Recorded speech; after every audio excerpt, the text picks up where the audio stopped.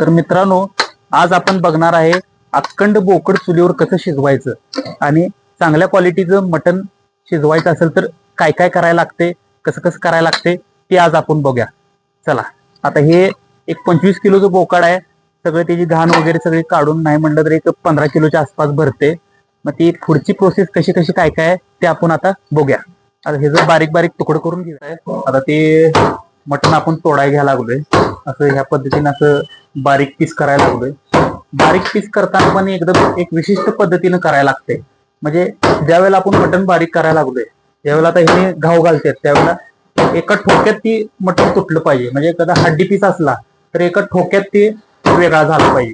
म्हणजे का जर एकाच ठिकाणी जर डबल घाव पडलं तर बारीक चुरा होते हाडांचा आणि ती मग मटण खाताना ती दाढत लागणं किंवा हे होणं अशा पद्धतीने होते. त्यामुळे मटण तोडताना पण एकदम व्यवस्थित पद्धतीने तोडून घ्यायला लागते तर ती थोडं मटण खाताना आपल्याला एकदम चांगली क्वालिटी. ही आता रश्श्यासाठी जी चरबी बारीक केली जात्या ती चरबीचं बारीक करायचं चालू आहे आता.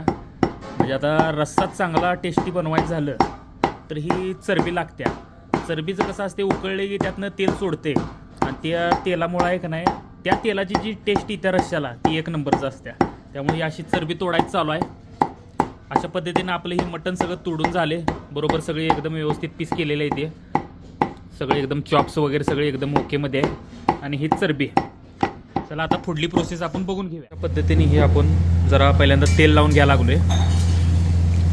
पहिल्यांदा थोडं नॉर्मल तेल आणि चवीनुसार जरा मीठ टाकून घ्यायचं. हे असं हे वरनं मीठ लावले आणि हे मिसळून घ्यायचं. मिठाबरोबर आपण हळद पण टाकायला लागलो. शिव आहे आपला घरगुती पद्धतीचा मसाला जो आपण घरगुती पद्धतीनं तयार केलेला आहे. म्हणजे बाकीचं बरेच मटेरियल असते त्या मटेरियलचं बारीक करून हे चुरा करून हे केलेला आहे घरगुती पद्धतीचा मसाला. जे म्हणजे मटणाला चांगली चव येण्यासाठी आपण कुठलाही मसाला वापरू शकतोय, खरं हे आमचा घरगुती पद्धतीचा मसाला आहे. हे असा मसाला पण टाकून घ्यायचा आणि आता हे सगळं मिसळून घ्यायचं व्यवस्थित पद्धतशीर. ही आहे आले लसूण पेस्ट.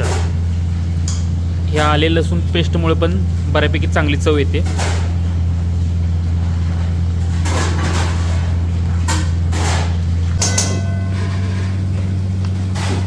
पद्धतीने कांदा आपण आता भाजून घ्यायला लागलोय. असं मटण मसाला लावून एक अर्धा तास ठेवायचं जेणेकरून तो मसाला मटणात व्यवस्थित मुरला पाहिजे. व्यवस्थित मटणात मसाला मुरला की नाही त्याची क्वालिटी आणि वाढते. कांदा व्यवस्थित भाजून घेतलेला आहे. आता हे मटण आपण आता त्या ह्याच्यात टाकायला लागलोय. टाका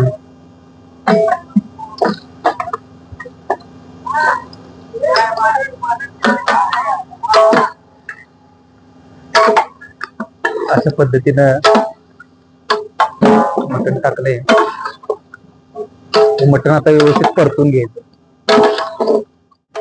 अशा पद्धतीने आपण हे मटण फ्राय करून घ्यायला लागलोय. मटण फ्राय म्हणजे एक 10-15 मिनिटं जरा व्यवस्थित आहे का नाही असं भाजून घ्यायचं सगळं. आता हे जर गॅसवर शिजवायचं म्हटलं तर लक्षात लगेच होऊन जाते. अर्ध्या पाऊण तासात गॅसवर शिजते आणि चुलीवर शिजवायचं म्हटलं तर नाही म्हटलं तर 1-1.5 तास जाते.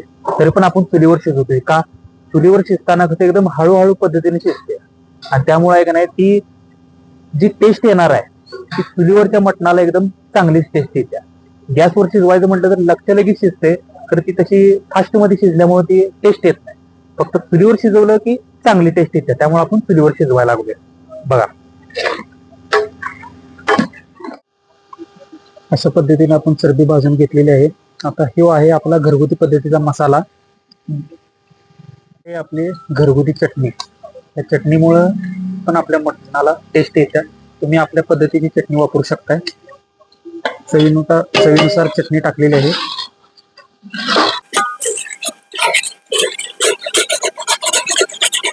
हा आहे आपला घरगुती पद्धतीचा ओला मसाला. म्हणजे खोबरं बाकीचे आपले ओले मसाले हे सगळं मिक्स करून बनवलेला हा ओला मसाला टाकून.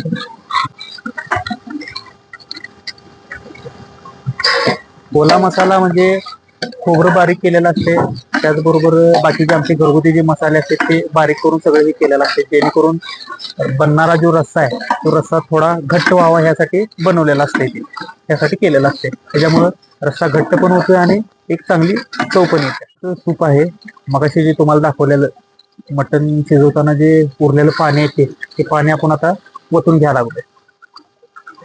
आता काय केलं ते आपण मगाशी जे मटण परतून घेतलेलं होतं त्यात पाणी ओतले, गरम पाणी ओतलं आणि त्यातही उकळायला लागले. असं एक अर्धा पाऊण तास उकळी मारून द्यायचं म्हणजे व्यवस्थित शिजते. आता हे शिजले का नाही आपण चेक करूया. आता शिजले कसं ओळखायचं, आता एखादा पीस उचलायचा, आता तुम्हाला दाखवतो. आता हे पीस आहे, तर गरम आहे तर गार होऊ द्या. हा पीस आहे व्यवस्थित असं हे व्यवस्थित ह्या हाडापासून निघला असा तर शिजले म्हणायचं. आता हे असं शिजत आले बऱ्यापैकी, अजून एक 5-10 मिनिटं आता व्यवस्थित असं सेपरेट झालं ते शिजले म्हणायचं. शिजले बऱ्यापैकी आता असं आहे. आता हे असं उकळी देऊन व्यवस्थित शिजवून घ्यायचं. एकदा मटण शिजलं की मटण साईडला काढून घ्यायचं आणि त्यातलं मटणाचं जे पाणी जे आहे त्या पाण्यात आपलं घरगुती मसाला टाकून, तेल वगैरे टाकून, चरबी वगैरे टाकून आहे का नाही व्यवस्थित असा रस्सा बनवून घ्यायचा. ती प्रोसेस तुम्हाला थोड्याच वेळात दाखवतो. यात वतताना वरनं ऍडिशनल पाणी वतायचं नाही. जर वरनं ऍडिशनल पाणी ओतलं तर ते रश्श्याला टेस्ट राहत नाही. त्यामुळं जे काय आहे ते मटणाचं पाणी आहे तेवढंच वतायचं. कोथिंबीरमुळे पण एक वेगळीच टेस्ट येते रश्श्याला. त्या पद्धतीने आपण अखंड बोकड कसं शिजवते आणि त्यासाठी काय काय मसाले वापरतात आणि कशा पद्धतीने शिजवायचं, कशा पद्धतीने तोडायचं, जी काय प्रोसेस आहे ती सगळी प्रोसेस आपण तुम्हाला दाखवलेली आहे. अशा पद्धतीचे नवीन नवीन व्हिडिओ जर बघायचे असेल तर आपल्या युट्यूब चॅनलला सबस्क्राईब करा, आमच्या व्हिडिओला लाईक करा. असा तुमचा आशीर्वाद राहू द्या. धन्यवाद.